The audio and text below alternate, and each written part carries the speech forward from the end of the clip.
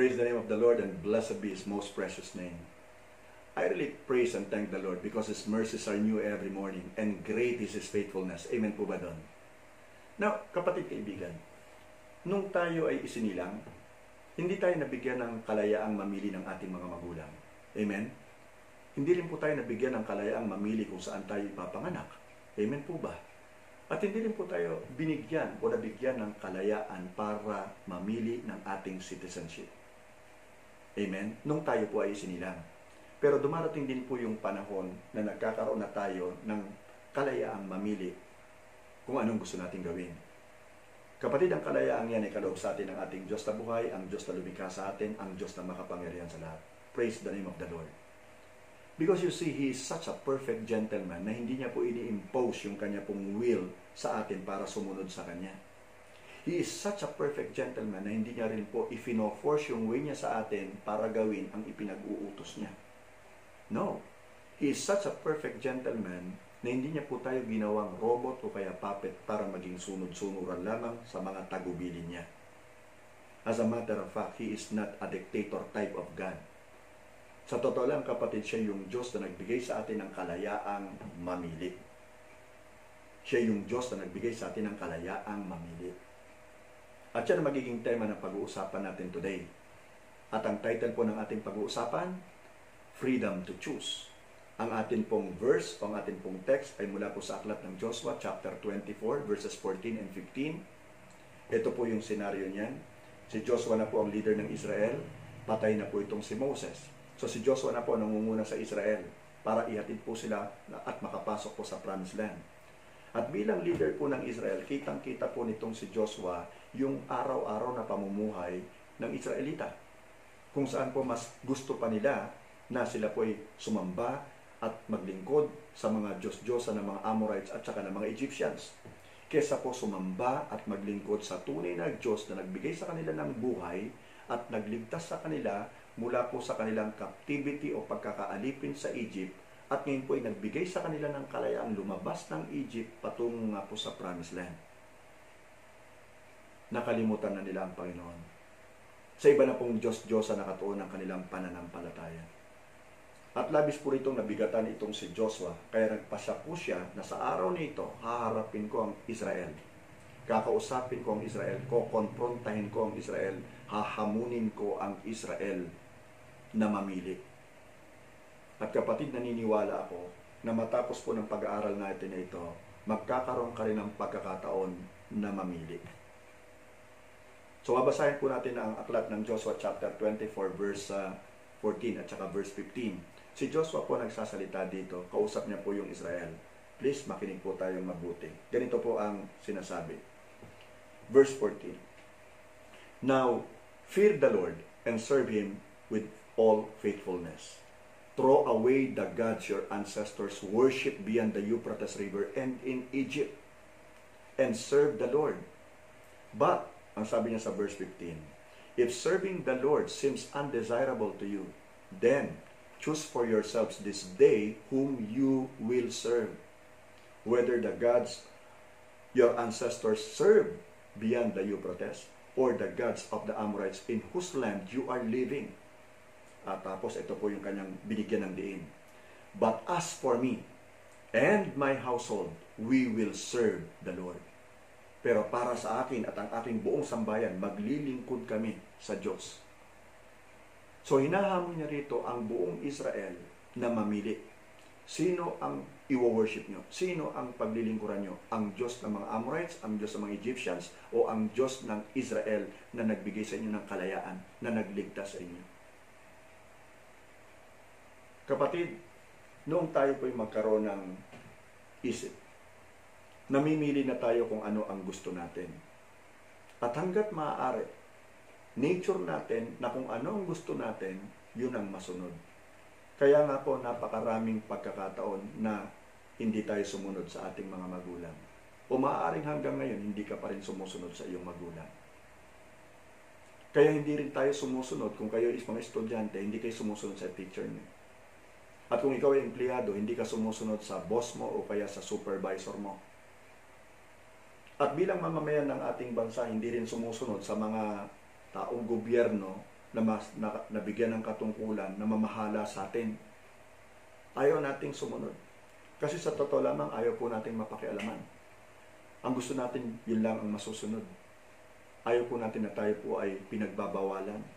Ayaw din po natin talagang sumunod sa batas ng Diyos. Ayaw natin sumunod sa batas ng tao. Gusto natin, tayo ang masunod. Tayo ang boss. Kulang na lang kung sabihin natin, tayo ang Diyos. Which is wrong, di ba? Bigyan ko kayo ng isang example, kapatid. Ngayon po ay nasa ECQ tayo, di ba? Tayo po ngayon ay naka-lockdown. 2 beses na po tayo na-extend. Amen po ba? Mahigpit na po talaga yung batas na pinairal ngayon na talagang huwag kang lalabas kapag hindi ka nakaschedule. At kung lalabas ka, dapat naka-quarantine pass ka, dapat naka-face mask ka. Pag lumabag ka sa simpleng batas na yan at nahuli ka, ikukulong ka o pagmumultahin ka o pagko-community servicing ka. Pero marami pa rin lumalabag. Di ba? Marami pa rin ang nakikipagtalo sa mga checkpoints. Yung iba nga nakikipag-away na eh. Gusto kasi nila sila yung masunod. Hindi yung utos ng gobyerno. At hindi na rin po nila isinaalang-alang yung kapakanan, kaligtasan po at kalusugan ng kanilang mga mahal sa buhay. Ang pakialam lang nila yung kanila. Di ba? Pero alam niyo yung totoo, wala talaga tayong karapatang magkaroon ng kumpletong kalayaan. Ulitin ko yun ha, wala tayong karapatan magkaroon ng kumpletong kalayaan. Wala yun sa option natin, ang ibig ko sabihin. Bible mismo po ang nagsasabi, by nature daw tayong mga tao ay mga servants. Sa ibang version po ang sabi, mga slaves. O kung tatagalogin man yung servants ay lingkod at yung slaves ay alipin.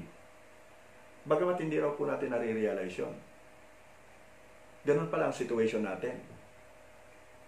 Naalala ko tuloy yung nabasa ko pong article patungkol po dito sa isang klaseng ants na matatagpuan lamang po sa Amazon forest, sa jungles of the Amazon. Ang tawag nga po sa kanila ay Amazon ants, bagamat napakarami pong langgam doon. Kasi sila po ay mas malalaki ang katawan nila at saka talagang mas malalakas po sila kumpara po doon sa iba pang mga namumuhay ng mga langgam sa Amazon.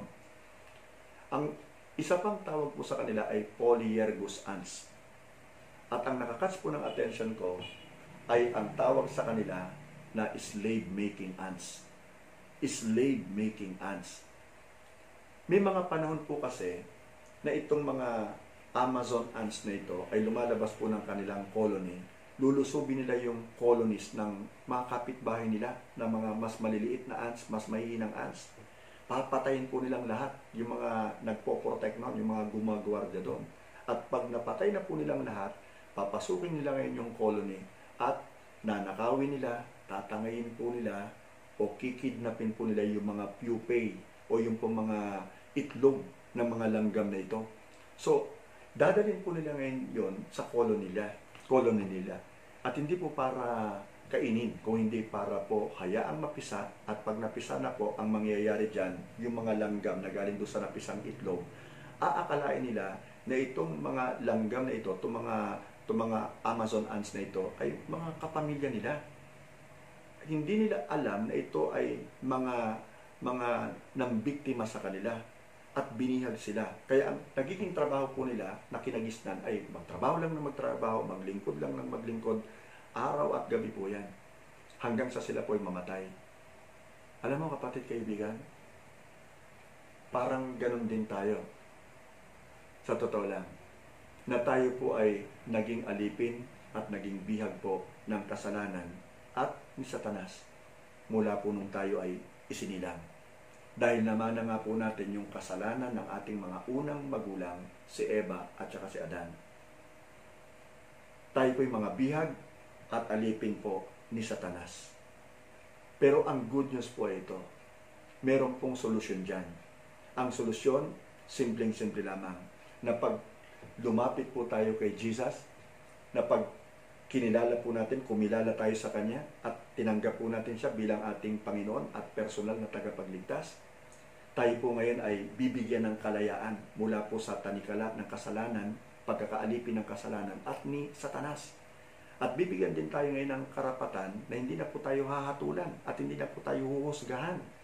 Kaya nga po ang sabi dun sa aklat po ng Romans chapter 8 verse 1, therefore, there is now no condemnation to those who belong to Jesus, di ba? To those who are in Christ Jesus, our Lord. So kapatid, maganda rin yung sinasabi dun sa aklat po ng John chapter 8 verse 36 na, so if the Son sets you free, you are free indeed. So ngayon, sa gabay po at kapangyarihan ng Holy Spirit, pwede na po tayong maglingkod sa Diyos. Tapos na po yung paglilingkod natin at pagiging alipin natin kay Satanas. Tayo po ay iniligtas na rin ng Diyos at ngayon, tayo naman po ay magiging lingkod niya o sa iba nga pong version ay alipin niya, but in a good way, in a good sense, although tayo rin po ay kanyang mga anak. At napakasarap pong maging alipin ng Diyos na buhay kung alam mo naman na hindi ka niya parurusahan. Na ang ibibigay niya sa iyo ay buhay na ganap at kasiya-saya. A full life, abundant life, ito pong ibibigay niya sa atin. So mas nanasain ko talaga na mas pipiliin kong maging alipin ako ng Diyos na buhay. Bagamat ako ay sa totoo lamang kanyang anak. Okay. So tayong lahat, ngayon na na kay Kristo na, ay matatawag din ng mga lingkod ha, at mga alipin ha, uulitin ko yan ha, but in a good way. Now, ang magiging desisyon natin ngayon, tulad ng sinabi ni Joshua, ay hindi kung tayo ay maglilingkod. Ang magiging desisyon natin ngayong umagang ito o tong araw na ito ay kung kanino tayo maglilingkod. Kapatid, yung freedom of choice o yung kalayaan natin na mamili, ito nga po ay regalo talaga ng Lord sa atin. Nais niya pong tayo ay maglingkod sa Kanya ng maluwag sa ating kalooban, bukal po sa ating puso, kusang loob. Because you see, you are either on the Lord's side or you are on the devil's side. Wala pong, kumbaga, such a thing as a neutral ground, kapatid. Mamili ka lang talaga. Sinong gusto mong paglingkuran? Ang diablo o ang Diyos? Sinong gusto mong sambahin? Ang diablo o ang Diyos? Sa sandali pong ito, naniniwala ako, ikaw na nakikinig sa akin ay kinakausap at tinatawag ng ating Panginoon. Inihintay niya na ikaw ay magdesisyon. Inihintay niyang isuko mo sa Kanya ang iyong buhay at gamitin mo sa Kanya, gamitin mo pa sa paglilingkod mo sa Kanya yung talento at yung mga giftings na kaloob niya rin sa iyo. At makapaglingkod ka nga sa Kanya at maging sa ating kapwa. Pakinggan mo muli ang hamon ni Joshua sa kanya pong mga kababayang Israelita. At ang hamon pong ito ay para sa atin ding lahat ngayon. Pakinggan niyo pong mabuti at babasahin ko po sa inyo ha. Ulitin ko ha. Joshua chapter 24 verses 14 and 15. Now fear the Lord and serve Him with all faithfulness. Yan ay para sa iyo ngayon. Now fear the Lord and serve Him with all faithfulness. Throw away the gods of your ancestors. Throw away the gods your ancestors worship. And serve the Lord. At sa verse 15, but if serving the Lord seems undesirable to you, then choose for yourselves this day whom you will serve, whether the gods of your ancestors or the gods of the Amorites, in whose land you are now living. But as for me and my household, we will serve the Lord. Tandaan mo ito, kapatid, kaibigan. Yung true freedom is found in total submission to Christ. If you want true freedom, it can only be found in your total submission to Christ. Tayo po ay mag-pray na. Hallelujah.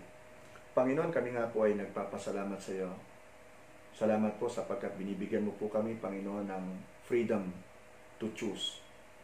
Kung sino po ang aming gustong sambahin, kung sino ang aming gustong paglingkuran. Salamat po sa free will na kaloob mo po sa amin. Salamat po, Diyos, sa tulong ng iyong Holy Spirit na siyang nag-guide po sa amin. Napiliin namin yung the best. Piliin namin ikaw. Kaya Lord, nagpapasalamat po kami sapagkat ikaw ang unang pumili sa amin. Salamat sapagkat kami po ay iyo pong tinawag para maging kapamilya mo, para maging lingkod mo. Salamat po ng maraming sa salita mong nahiyag sa amin pong kalagitnaan sa ngayon. Maraming salamat din po, Panginoon, sa kalayaang ipinagkaloob mo sa amin. Salamat, Blessed Holy Spirit, sa iyong pagtuturo sa amin. napiliin nga po ang mas makabubuti sa amin. Dalangin po namin na ikaw ang gumabay at magbigay po sa amin ng karunungan na piliin ang kalooban mo para sa amin sa araw-araw. Maraming salamat po sa pangalan mo, Jesus. At kapatid kaibigan, kung ikaw ay bago lamang na tagapakinig, tinatawag ka ng ating Panginoon at gusto niya talagang mamili ka. Sino ang gusto mong paglingkuran? Sino ang gusto mong sambahin? Kung ako sa iyo, mas pipiliin ko ang Diyos na lumikha sa iyo, ang Diyos na nagbigay ng buhay sa iyo. Piliin mo siya at hindi ka mabibigo. Paano ang gagawin mo? Talikuran mo lang ang iyong kasalanan. Tutulungan kita. Sabihin mo lang ito sumunod ka ng galing sa puso mo Panginoong Jesus, maraming salamat po sapagkat pinili mo ako. At maraming salamat din po sapagkat binibigyan mo ako ng karunungan na piliin ka. Maraming salamat po sa kapatawaran ng aking mga kasalanan. Salamat din po sa buhay na walang hanggan. Salamat Panginoon sapagkat ngayon ay anak na ako ng Diyos at may buhay na walang hanggan at isinusulat mo ang aking pangalan sa iyong aklat ng buhay sa langit. Maraming salamat po Ama sa pangalan ni Jesus. Amen. Panginoon, nagpapasalamat po ako sa taong tumanggap sa iyo. Kaya mo nga po Panginoon na siya po ay lumago sa kanyang pananampalataya, ganoon din sa pagkakakilala sa iyo. At hangarin niya Panginoon na siya po ay makapaglingkod sa iyo. Maraming salamat po sa kanyang buhay. At maraming salamat din Ama sa pagkakataon nga po na ito na bigay mo sa amin para kami nga po ay matuto. At hayaan mo nga o Lord na hanggang kami nabubuhay, wala kaming ibang paglilingkuran kung hindi ikaw lamang, ang Diyos na nagbigay sa amin ng buhay, ang Diyos na nagligtas sa amin sa pagkakaalipin ng dyablo. Maraming salamat po. Isa pong privilege on our part na maging lingkod mo, maging servant mo, maging slaves mo, and Lord, maging anak mo. Salamat po sa pangalan ni Jesus. And may the Lord bless you and keep you. May the Lord make His face to shine upon you. May the Lord be gracious unto you. And may the Lord turn His face toward you and give you peace. Shalom. Amen and amen and amen. God bless you.